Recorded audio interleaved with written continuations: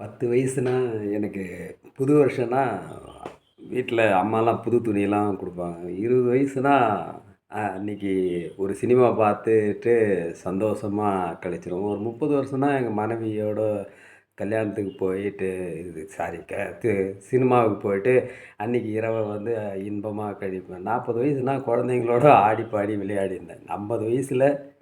50 வயசுலயே குழந்தைங்களோட ஆடி பாடி அவங்கள ஆட வச்சு நான் அழகு பார்த்துருக்குறேன். அவ்வளோதான் என்னுடைய புத்தாண்டுகள் இப்படிதான்.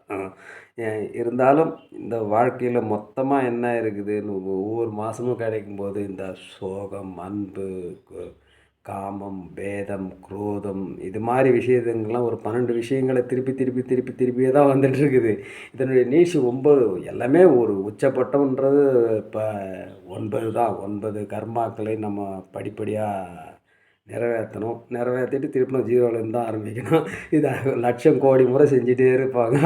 ஜெயலலிதா அம்மா கூட தன்னுடைய வாழ்நாள்ல அவங்க எவ்வளோ விஷயங்களை சந்தித்தார்கள், எவ்வளவு எதிரிகளை சந்தித்தார்கள்ன்றது எல்லாருமே கண்கூடு.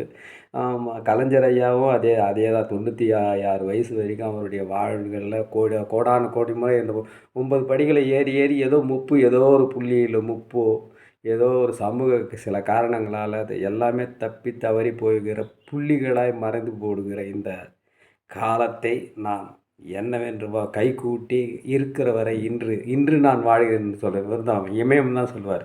இன்றைக்கி நான் உயிரோடு இருக்கிறேன்பா என்ற இமயம் என்னுடைய வார்த்தைகளுக்கு செவி சாய்த்து இன்பமாய் எல்லோரும் மகிழ்ச்சியாய் 2026ஐ வரவேற்போம் என்று வாழ்த்தி கூறி விடைபெறுகிறேன். நன்றி, வணக்கம். நான் உங்கள் கலையன்பன். Okay right.